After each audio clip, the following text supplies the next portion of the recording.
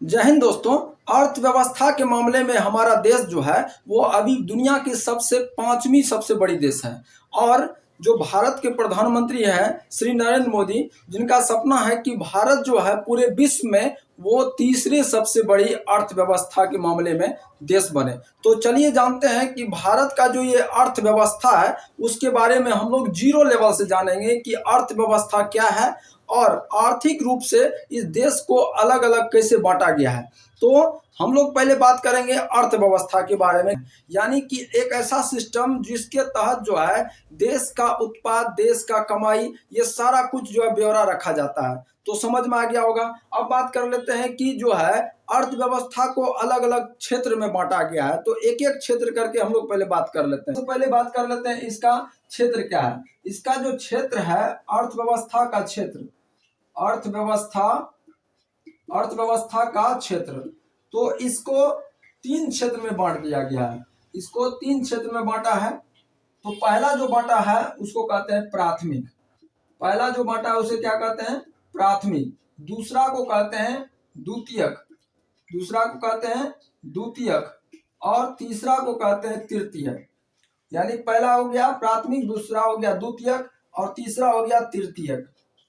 तीसरा हो गया तृतीय, यानी फर्स्ट सेकंड थर्ड। यानी इसको हम प्राइमरी कहेंगे, इसको प्राइमरी बोलते हैं, इसको सेकेंडरी बोलते हैं, इसको सेकेंडरी बोलते हैं। और ये जो है ये सर्विस है, ये सर्विस जो है सेक्टर है। अब बात कर लेते हैं कि एक एक करके कि जो है ये क्या है। पहले तो प्राथमिक। प्राथमिक का मतलब होता है जिसको हम लोग कृषि क्षेत्र भी कह सकते हैं और ये सहायक क्षेत्र भी कह सकते हैं। ये होता क्या है कि प्राथमिक में कौन कौन आते हैं। जिस तरह से देखे होंगे कि कृषि क्षेत्र में जो है यानी कि खेती बाड़ी की जितने भी हैं, जैसे कि जो है धान, गेहूं, चावल, जितने भी इसी का उत्पाद होता है, ये सभी क्षेत्र प्राथमिक क्षेत्र में आ जाएगा। जैसे कि मकई की खेती होती है वो इसमें आ जाएगा। उसके बाद यानी उत्पाद जो भी होता है खेत में, जो भी होता है, जो भी उगता है, वो प्राथमिक क्षेत्र में आता है। इसीलिए इसे कृषि क्षेत्र भी कहा जाता है। कृषि क्षेत्र और सहायक क्षेत्र भी इसे कहते हैं, क्योंकि ये हेल्प करता है। जब तक आप प्राथमिक क्षेत्र आपका नहीं होगा तो वो जो है सेकेंडरी और थर्ड जो है यानी कि नहीं होगा। तो प्राथमिक क्षेत्र बहुत इंपॉर्टेंट है किसी भी देश के लिए, क्योंकि प्राथमिक क्षेत्र में जो है सबसे पहले उत्पाद होगा, वही चीज आपको जो है दूसरा और तीसरा में जा करके समझ में आ जाएगा। तो प्राथमिक जो है को समझ लीजिए कि प्राथमिक क्षेत्र किसी भी देश का सबसे महत्वपूर्ण होता है। और प्राथमिक क्षेत्र जितना ज्यादा मजबूत होगा उतना जो है आपका द्वितीय यानी सेकेंडरी और थर्ड वाला होगा। यानी कि प्राथमिक क्षेत्र को मजबूत करने की जरूरत है। देश का यदि जीडीपी बढ़ाना है, देश का यदि उन्नति करना है, विकास करना है, तो प्राथमिक क्षेत्र को आपको बढ़ाना होगा, यानी उत्पाद को बढ़ाना होगा। आपका जो कृषि क्षेत्र को और ज्यादा विकास करना होगा। जो भी चीज उत्पाद होता है, जैसे कि हो गया इसमें चावल हो गया, जैसे कि इसमें मकई हो गया, तो इसमें मक्का हो गया, यानी इस तरह से जो भी हमारे देश में खेतों में उगता है वो सब कुछ आ जाता है किसमें? तो प्राथमिक क्षेत्र में। यानी उत्पाद, इसको हम उत्पाद क्षेत्र कह सकते हैं। इसे क्या कह सकते हैं? उत्पाद क्षेत्र। उत्पाद क्षेत्र हो गया, ये उत्पाद क्षेत्र इसको हम कह सकते हैं। क्या कह सकते हैं? उत्पाद क्षेत्र, क्योंकि इसमें कोई भी चीज क्या होता है हमारे खेतों में उगता है। सेकेंडरी क्षेत्र क्या होता है? सेकेंडरी क्षेत्र जो है इसमें क्या आता है? इसको हम लोग निर्माण क्षेत्र भी कह सकते हैं। इसे क्या कह सकते हैं? निर्माण क्षेत्र। यानी कि जो चीज खेत में उगा, जो चीज खेत में हुआ, वो चला गया कहाँ? फैक्ट्री। और फैक्ट्री में जो है उसमें क्या हुआ? फैक्ट्री में वो चीज बना, फैक्ट्री में वो चीज क्या हुआ? बना। अब बात कर लेते हैं, एक उदाहरण ले लीजिए, जैसे कि कुरकुरे ले लेते हैं। कुरकुरे जो है, जो हम लोग खाते हैं कि कुरकुरे जो है, अब इसको समझिए कि मकई से बनता है। किससे बनता है? मक्का से। यानी कि मकई जो है वो प्राथमिक क्षेत्र में आ जाएगा, क्योंकि उसका उत्पाद हुआ और वो चला गया फैक्ट्री। चला कर कहाँ चला गया? तो फैक्ट्री चला गया, और फैक्ट्री में जाकर के वो चीज बना। फैक्ट्री में जाकर के वो चीज क्या हुआ? तो बना, तो वो इसमें आ जाएगा। यानी कि सेकेंडरी क्षेत्र में जो है कोई भी चीज बनता है, इसको हम आप जो है क्या कह सकते हैं? निर्माण क्षेत्र भी कह सकते हैं, औद्योगिक क्षेत्र भी कह सकते हैं।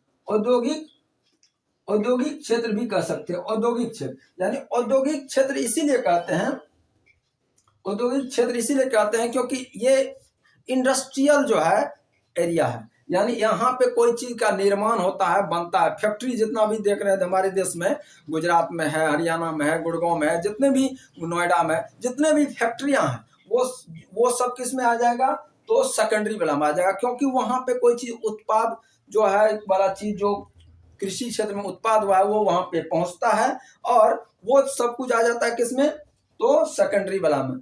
एक और उदाहरण देकर के आप समझ लीजिए कि जैसे कि ये लकड़ी जो है किसमें आ जाएगा, तो कृषि क्षेत्र में, क्योंकि जो है प्लांटेशन यानी कि पेड़ जो है वो सब आ जाएगा प्राथमिक वाला में। और वो पेड़ जला गया कहाँ पे, तो फैक्ट्री में। जैसे मान के चलिए कि फर्नीचर कंपनी है, अब फर्नीचर फैक्ट्री में गया तो फर्नीचर कहाँ से आया, तो वो आया प्राथमिक क्षेत्र से, लकड़ी आया। तो प्राथमिक क्षेत्र से लकड़ी आया यानी कृषि क्षेत्र से, तो वो चला गया कहाँ पे, सेकेंडरी वाला में, यानी फैक्ट्री में चला गया। फर्नीचर में बहुत सारा चीज बनाया जाता है, कुर्सी टेबुल ये सब जो है, तो वो सब आ जाएगा सेकेंडरी वाला में। उसके बाद अब देख लीजिए, यहाँ तक समझ में आ गया।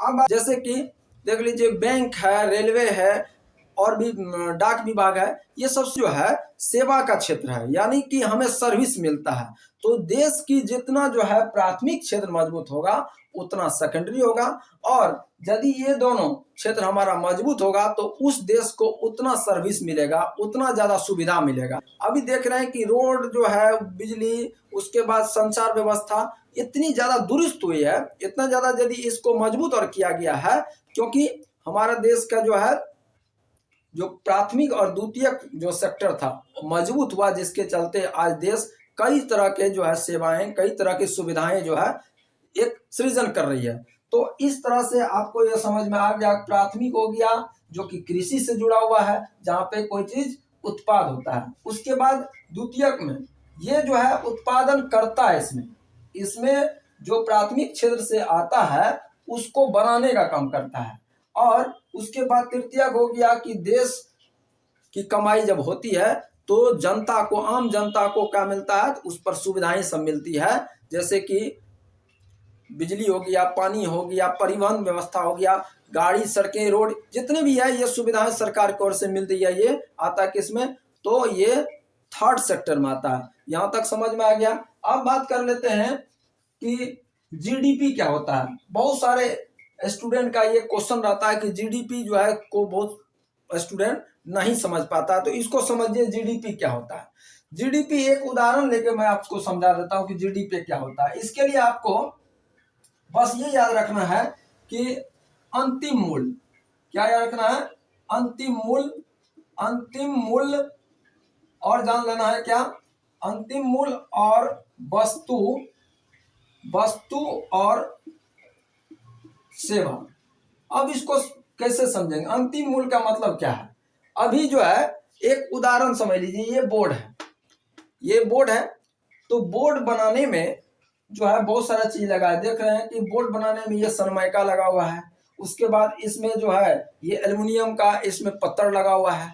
तो इसको बनाने के बाद जो इसका अंतिम जो है दाम जो होगा, ये एल्युमिनियम का अलग होगा और ये सनमाइका का अलग होगा। लेकिन यदि इन दोनों के बाद जो है जब बन के ये तैयार हो गया तो इसका अंतिम मूल्य होगा, अलग अलग का बात नहीं कर रहे हैं, इसका अंतिम मूल्य होगा कि हाँ इसका दाम जो है 2000 रुपया है, इसका दाम 5000 रुपया है, तो वो तो अंतिम मूल्य हो गया। एग्जाम्पल लेकर के आपको समझ में आ जाएगा कि मान के चलिए एक कार है, एक कार कंपनी है, तो कार कंपनी यदि है, एक कार कंपनी है तो कार में बहुत सारे पार्ट्स लगते हैं, तो पार्ट्स बहुत सारे उसमें लगते हैं तो सबका दाम अलग अलग होगा। लेकिन जब कार बन के तैयार हो गया, उसमें ढेर सारा पार्ट्स लगता है, लेकिन कार जब बन के तैयार हो गया तो उसके बाद उसका मूल्य तय किया जाता है। तो मूल्य तय किया जाता है अंतिम में कि इसका 7 लाख है या 10 लाख है, वो उसका अंतिम मूल्य हो गया। यहाँ तक समझ में आ गया होगा। अब बात कर लेते हैं वस्तु और सेवा। ये वस्तु और सेवा क्या हो, वस्तु तो हम जानते ही हैं कि दुनिया में ढेर सारा चीज है, हमारे देश में ही बहुत सारा वस्तु बनाया जाता है, बहुत सारा चीज बनाया जाता है। अब सर्विस क्या है, तो उस पे जो भी खर्च हुआ, ऊपरी खर्च जो भी हुआ, जैसे कि उस मान के चलिए कि हम जो है कोई चीज दिल्ली से मंगवा रहे हैं, तो दिल्ली से मंगवाने में जो है सर्विस लगेगा, यानी सर्विस टैक्स लगेगा, कुछ ना कुछ तो खर्च लगेगा। तो वस्तु जो है, कोई भी चीज़ जो हम खरीदते हैं तो उस पर जो है एक्स्ट्रा खर्च जो होता है तो उसको कहते हैं सेवा। आप समझ लीजिए कि जीडीपी क्या होता है। जीडीपी हो गया किसी भी वस्तु का, ये 1 साल में निकाला जाता है। कितना में? 1 साल का। किसी भी देश का 1 साल का निकलेगा। इंडिया में 1 साल पे जीडीपी निकलता है। तो 1 साल में अपने ही देश में यानी कि एक पूरा का पूरा देश में जो है, पूरा देश का निकलता है जीडीपी। जीडीपी का पूरा नाम होता है सकल घरेलू उत्पाद। घरेलू का मतलब क्या हुआ? अपने ही घर में।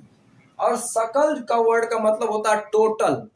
सकल मतलब टोटल, और घरेलू मतलब हो गया अपने ही देश में, और उत्पाद मतलब हो गया प्रोडक्ट, जो भी चीज बना। अब देख लीजिए कि वस्तु और उस पर जो भी सेवा यानी लगा, जो भी उस पर सर्विस हुआ, जो भी एक्स्ट्रा खर्च हुआ, वो का अंतिम मूल्य के साथ जो है उसको पूरा जोड़ा जाता है 1 साल में, तो उसे जीडीपी कहते हैं। जीडीपी एक बार और फिर सुन लीजिए, यानी कि कोई भी चीज जो है, वस्तु और उस पर जो भी एक्स्ट्रा खर्च लगा वो, और जो है उसका अंतिम मूल्य, सबको मिला करके 1 साल में जो निकलता है उसे कहते हैं क्या? जीडीपी, यानी सकल घरेलू उत्पाद। क्लियर हो गया? अब देख लीजिए कि जीडीपी जो है किसी भी देश का जो है ये तय करता है कि कितना वो उन्नतिशील है, यानी कितना वो प्रगतिशील है, कितना वो विकास किया हुआ है। जीडीपी के आधार पर तय होता है कि जीडीपी जो है जितना ग्रोथ होगा, जितना बढ़ेगा, वो देश उतना जो है ज्यादा धनी देश होगा। क्योंकि जीडीपी के आधार पर जो है देश का आकलन किया जाता है कि ये कितना जो है बड़ा देश है, कितना छोटा देश है, कितना यानी कि ये अमीर देश है, कितना गरीब देश है, जीडीपी के आधार पर। तो जीडीपी को जितना बढ़ाएंगे उतना जो हमारा देश क्या होगा? उन्नति करेगा। जीडीपी कैसे बढ़ाया जाता है ये तो अलग विषय है। तो जीडीपी समझ में आ गया कि सकल घरेलू उत्पाद, हमारे देश में जो भी चीज बन रहे हो उस पर जो भी एक्स्ट्रा खर्चा हो रहा है, टैक्स लग रहा है, या जो भी जो है उस पर सर्विस टैक्स लग रहा है, का अंतिम मूल्य सब मिला करके उस देश का क्या होता है? जीडीपी तय होता है। समझ में आ गया? और उसके बाद संगठित और असंगठित क्षेत्र क्या होता है, इसको जान लीजिए कि संगठित और असंगठित क्षेत्र क्या है। संगठित का मतलब क्या हुआ? इसको कहते हैं हम लोग क्या, कि कहीं पे एक उदाहरण लेकर के आप समझ लीजिए कि जैसे कि बैंक में कोई काम कर रहे हो, या स्कूल में काम कर रहे हो। स्कूल में काम कर रहे हो चाहे बैंक में काम कर रहे हो, कोई एक आदमी तो काम कर नहीं रहा है। बैंक में जो है बैंक मैनेजर है, बैंक मैनेजर के साथ साथ कैशियर है, क्लर्क है, प्यून है, सब मिल करके वो जो है पूरा एक बैंक चला रहा है।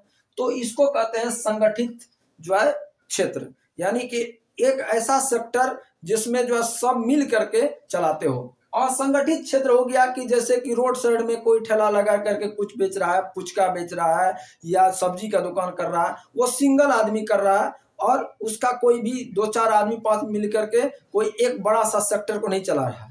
तो संगठित का मतलब हो गया कि जहाँ पे 2-4 5 10 20 जो है मिल करके कोई भी एक संस्था को चला रहा हो, वो संगठित क्षेत्र कहलाएगा। और असंगठित हो गया जो कि एक आदमी जो है अकेला कुछ ना कुछ कर रहा हो, सब्जी बेच रहा हो, ठेला चला रहा हो, रिक्शा चला रहा हो, वो असंगठित क्षेत्र में आ जाएगा। अब है सार्वजनिक और निजी।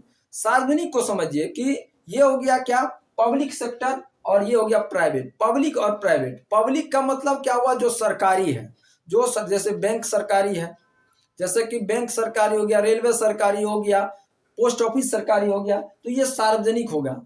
तो क्योंकि ये सब के लिए है, ये सब के लिए है। और निजी हो गया किसी का प्राइवेट, जैसे कि अभी बहुत सारा इंडिया में कंपनी है, टाटा कंपनी हो गया, जैसे कि एयरटेल कंपनी, ये सब प्राइवेट है, सरकारी नहीं है।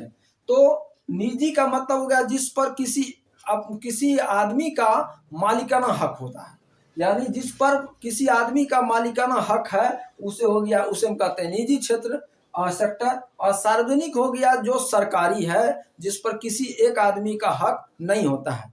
तो आपको समझ में आ गया होगा कि जीडीपी क्या होता है और अर्थव्यवस्था के बारे में जो है। इस तरह से वीडियो देखने के लिए मेरे चैनल को आप सब्सक्राइब कर लीजिए और ज़्यादा से ज़्यादा वीडियो को शेयर कर दीजिएगा। Thank you so much. जय हिंद।